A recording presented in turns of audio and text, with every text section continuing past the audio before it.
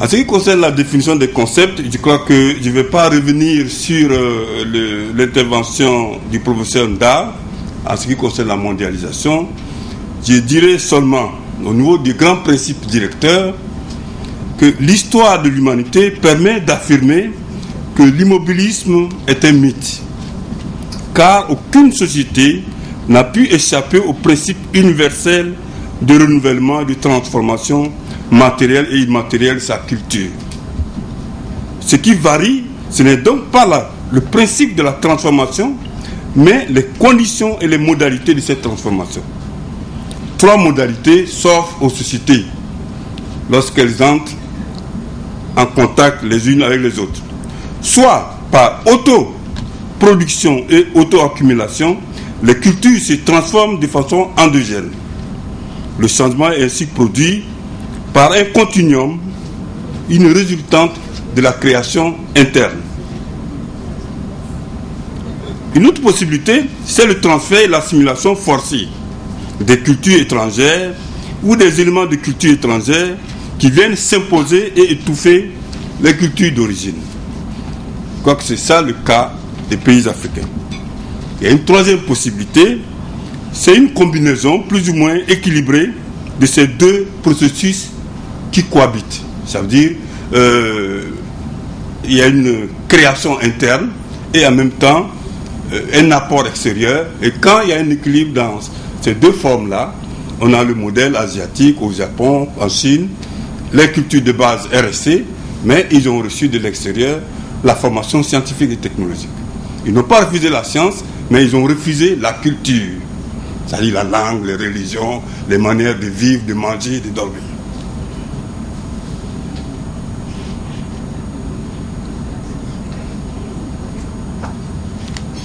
Lorsque nous analysons très rapidement la mondialisation, pour reprendre les termes du professeur Nda, je dirais que la mondialisation est d'abord une vision du monde, une vision de globalisation, d'uniformisation des manières de vivre. Ça a des avantages et des inconvénients. La mondialisation, c'est aussi un processus qui repose sur une combinatoire de mécanismes. Il y a 3 grands mécanismes. Je crois que Nda aussi en a parlé, mais je le dis rapidement. Ces 3 mécanismes sont la révolution informatique, par la numérisation, la miniaturisation et les réseaux Internet. Ensuite, le dynamisme des grandes entreprises nationales et internationales. Et enfin, la tendance avérée des États-Unis à vouloir être le gendarme et le commandant du monde. Ces 3 tendances combinées nous donnent ce qu'on peut appeler aujourd'hui la globalisation. Enfin, la globalisation, c'est un résultat. Quand on façonne les cultures, ça donne un résultat. Et ce résultat, ça renvoie à la question des rapports des individus, des sociétés et des États, à la science, aux nouvelles technologies, à la richesse, à la culture. 4 choses qui fondent le pouvoir.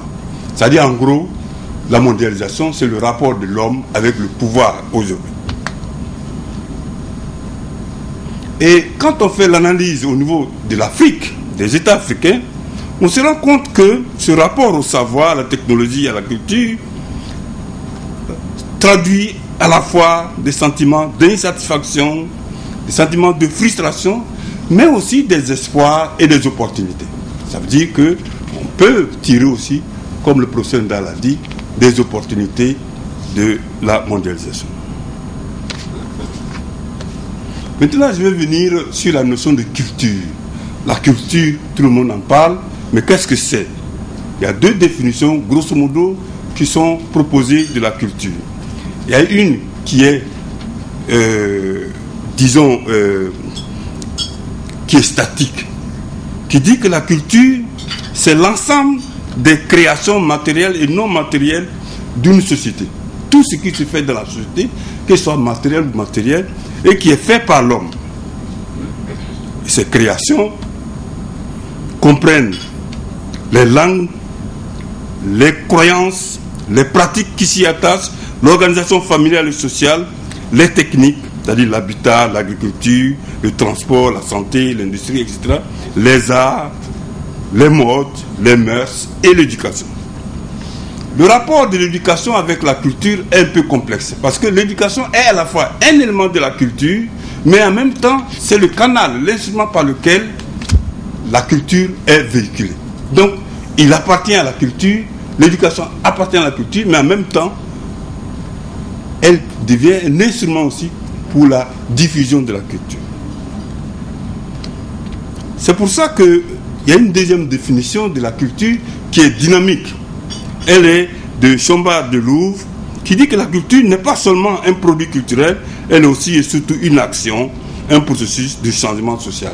À ce niveau-là, ça rejoint un peu l'éducation qui aussi contribue au changement, à la transmission des valeurs nouvelles. L'éducation elle-même, qu'est-ce que c'est que l'éducation? Très rapidement, je dirais simplement que l'éducation est à la fois un système, c'est-à-dire le cadre institutionnel dans lequel on fait l'éducation, par les écoles, les ministères, les directions régionales, etc. C'est aussi un phénomène qui est biprocessuel, c'est-à-dire à l'intérieur de l'éducation, on apprend, on enseigne et en même temps on apprend. Et en même temps, l'éducation, c'est un résultat en tant que produit de référence de compétences acquises. C'est-à-dire ce que vous avez pu réellement avoir comme résultat, votre formation, c'est le résultat.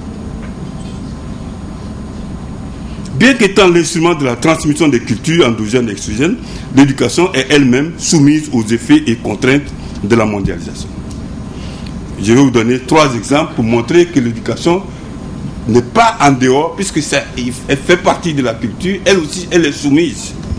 D'abord, le système éducatif africain, comme tous les autres systèmes, requiert pour leur fonctionnement d'importants intrants, d'importantes ressources financières, didactiques, matérielles, dont les origines sont souvent étrangères. Dans les pays pauvres, la plupart des moyens qui sont donnés à l'éducation proviennent très souvent de la coopération internationale. Or, qui consomme une technologie consomme de facto le package idéologique et culturel qui l'accompagne. Le processus éducatif s'appuie sur des programmes qui proposent nécessairement une conception, une représentation du monde, de l'Afrique, des hommes et des femmes. Ces programmes seront d'autant plus inadaptés et inefficaces qui seront inspirés de modèles pédagogiques conçus et appliqués par des formateurs peu ou soucieux de la protection des spécificités nationales. Maintenant, nous allons aborder la question de l'impact. Quel est l'impact de la mondialisation sur la culture et sur l'éducation en Afrique? Ici, nous allons traiter 2 points. D'abord, les disparités d'accès aux nouvelles technologies et leurs conséquences, et ensuite les effets positifs de la mondialisation. D'abord, au niveau des disparités d'accès, c'est-à-dire tous les pays, toutes les cultures n'ont pas le même accès aux technologies nouvelles. Sur le plan international, on assiste à une baisse globale et régulière des coûts de la communication dont les sociétés africaines, hélas, profitent à peine en raison de leur politique étatique de prix non compétitive et de l'état de leur développement technologique. Dans les villages planétaires, l'Afrique reste à l'écart de la révolution technologique. Les systèmes éducatifs nationaux peuvent-ils aider les États africains à lutter contre les contraintes et les effets de la globalisation et de l'uniformisation des idées et des valeurs? En un mot, contre l'aliénation culturelle. La réponse à cette question fondamentale est affirmative, mais elle est assortie de conditions préalables. Car le combat des anti-mondialistes d'hier, aujourd'hui appelés athées mondialistes, est long et difficile. Il passe par un plan d'action cohérent, pertinent et prospectif. Ce plan passe d'abord par la sensibilisation et la prise de conscience par rapport au phénomène de la mondialisation et à ses effets sur le génie créateur des peuples. ça peut étouffer les génies créateurs comme ça peut les promouvoir. Deuxièmement, la prise de conscience des peuples africains du fait que la supériorité scientifique et technologique n'est pas synonyme de supériorité culturelle. Car il y a des cultures différentes et non des cultures supérieures ou inférieures. Troisièmement, le développement du génie créateur africain et l'incitation à la production scientifique, artistique et culturelle qui, suffisamment bien diffusée, peut servir de contre-culture ou de contre-pouvoir aux agressions extérieures. L'Afrique devrait édifier partout des panthéons à la créativité et à ses créateurs, ce qui n'est pas suffisamment fait ici. La meilleure connaissance des nations africaines, du monde, des civilisations dans leur pluralité, leur diversité et leur complémentarité, mais sans jugement de valeur ni parti pris. Cinquièmement, l'analyse critique des données médiatiques étrangères afin d'en relativiser les prétentions universalistes. C'est-à-dire tout ce qui vient de l'extérieur, ce n'est pas forcément bon. C'est peut-être pas forcément valable pour nous. Donc il faut qu'on ait la possibilité de critiquer toutes ces données qui arrivent. Ça suppose la production sur place de certaines technologies légères d'éducation.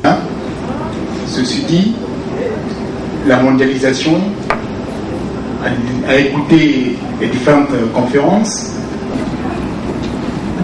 on constate conflits ethniques, conflits tribaux, manque de la bonne gouvernance, avec ses corollaires de transparence et responsabilité. La Tunisie, par exemple, c'est M. Fofana Mohamed. Bon, moi je dis qu'il faut être prudent parce que Madame Koné concerne.